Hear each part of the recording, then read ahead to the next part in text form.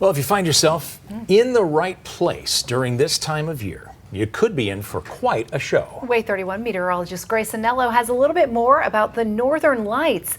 It's all in this week's Anello Answers It.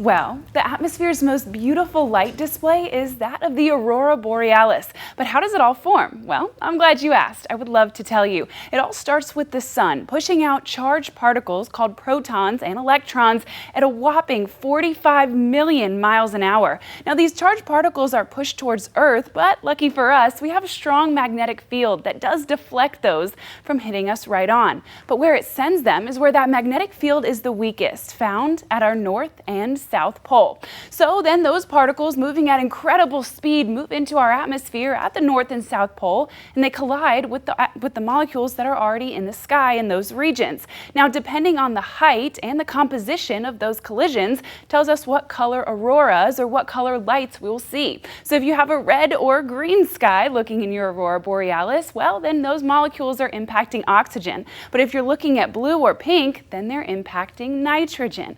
Now, the best place that you can see the Aurora Borealis is in Alaska, the Yukon in Canada, and then parts of Sweden and Norway. They're best seen between late September and March, but specifically in the December and January months, because this is when that part of the world is the darkest. Now, the term Aurora Borealis comes to us from the famous astronomer Galileo, but it was actually first discovered in 2600 BC by some Chinese people living in a cave. So there you go. That's the Aurora Borealis, and that's how it forms. We'll be back with more Anello Answers It next week.